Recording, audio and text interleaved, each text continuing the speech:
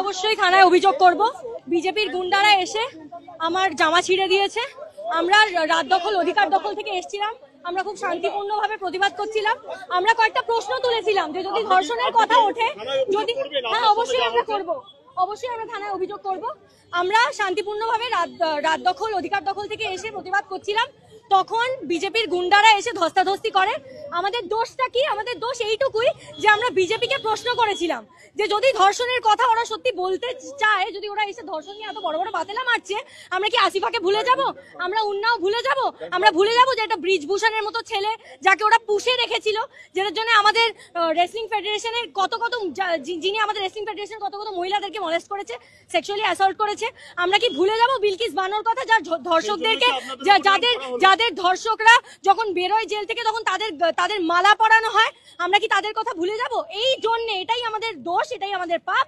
তাই জন্য বিজেপির গুন্ডারা এসে আমাদের ধাক্কা মারে, আমাদের মাটিতে ফেলে দেয় এবং একটা মেয়ের জামা পুরোপুরি ছিঁড়ে দেয়।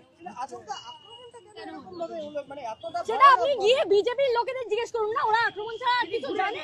ওরা শুধু ধর্ষণ নিয়ে বড় বড় বাতেলা মারতে জানে। পুলিশের পক্ষ থেকে ওখানে তো প্রচুর পুলিশ ছিল, পুলিশের পক্ষ থেকে কোনো ভূমিকা দেখলেন? পুলিশ কখনোই মানুষের পাশে দাঁড়াননি, এটা আমরা দেখেছি বরাবর। আরজি করার সময়ও দেখেছি, আমরা যাদবপুর বিশ্ববিদ্যালয়তেও দেখেছি। পুলিশ সবসময় যে যখন চাকরি হারারা প্রতিবাদ করে তখন পুলিশ গিয়ে যারা প্রতিবাদ করছে, মানে যে খারাপ কাজ করেছে সে তো শাস্তি পাবেই না, বরঞ্চ যে ভুল কাজটা নিয়ে কথা তুলছে, যে সেটা নিয়ে প্রশ্ন তুলছে, তাকে অ্যারেস্ট করা হবে। সে আন্ডার সাসপিশন, তাকে ইন্টারোগেশনে যেতে হবে, তাকে নিজের ফোন দিতে হবে। এটা প্রত্যেক গোটা কলকাতা জুড়ে, গোটা বাংলা জুড়ে যেখানেই প্রতিবাদ হচ্ছে আমরা দেখতে পাচ্ছি যে পুলিশ কিভাবে শুধু শাসকের কথা মেনে চলছে।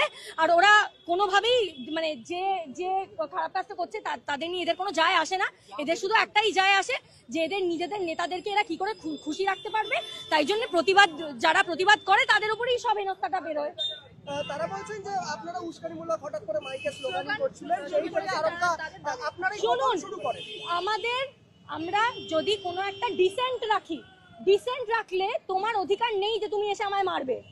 আমার প্রশ্ন তোলার অধিকার আছে প্রত্যেক নেতার কাছে। প্রত্যেক নেতা কেন, যে কোনো নাগরিকের কাছে আমি প্রশ্ন তুলতে পারি আজকে যদি আমি চাইতো।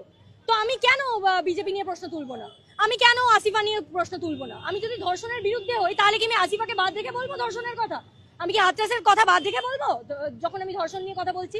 অবশ্যই না। তো এই প্রশ্ন তোলাতে যদি ওরা উস্কে গিয়ে আমাদেরকে মারা শুরু করে, এটা ওদের নেচারকে এক্সপোজ করে, এটা ওদের সত্যিকে এক্সপোজ করে। আমরা আর কিছু বলার না, আমি বলবো না।